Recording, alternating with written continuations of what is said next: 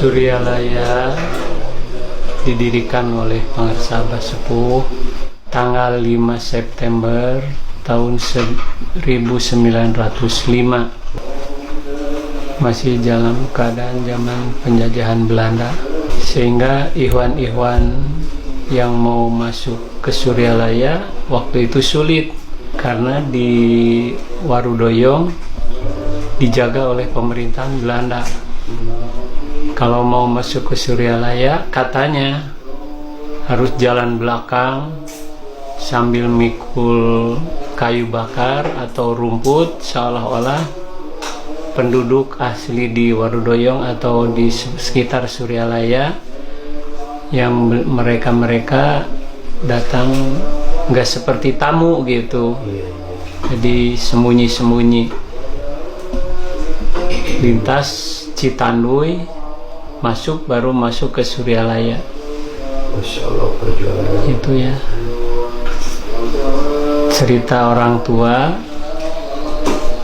Mereka kalau pergi ke Suryalaya itu tengah malam habis maghrib dari Panawangan datang ke sini, subuh ke Suryalaya itu. Masya Allah. Jadi selama 12 jam jalan kaki, yaitu lewat gempalan itu, jalannya lewat Sadewata, jalan kaki.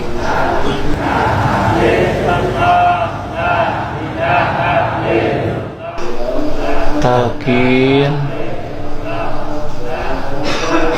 sama dengan taklim,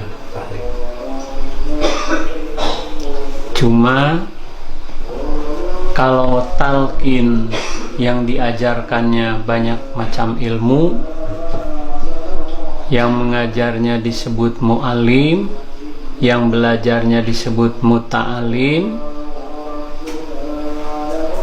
majelisnya pun disebut majelis taklim. Kalau talqin yang mengajarkannya disebut mursid, yang belajarnya disebut murid. Muridnya bukan bahasa Indonesia, bahasa Arab juga.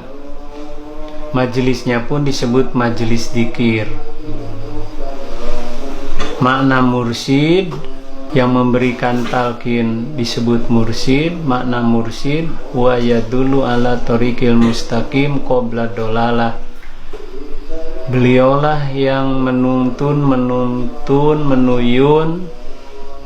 menunjukkan kepada jalan yang lurus sebelum tersesat.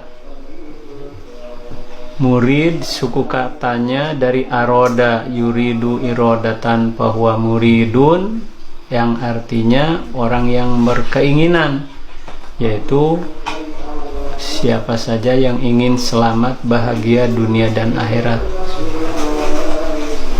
disebut murid. Majelisnya pun disebut majelis dzikir. Nabi menyatakan ida marortu biryadil jannah farta'u, dimana kita lewat kepada satu riyadul jannah, taman-taman surga, maka berhentilah di situ, ikut bergabung. Sahabat bertanya, wa ma riyadul jannah ya Rasulullah, apa yang dimaksud dengan taman-taman surga? Qala, Nabi bersabda, halqud dzikir, itulah tempat-tempat yang digunakan untuk berzikir. Jadi talqin yang diajarkannya khusus zikir. Kalau talim bermacam ilmu disampaikan berdasarkan hadis Nabi, lakinu mautakum la ilaha illallah, artinya ajarkan, talqinkan itu mautakum kepada orang yang akan mati, la ilaha illallah.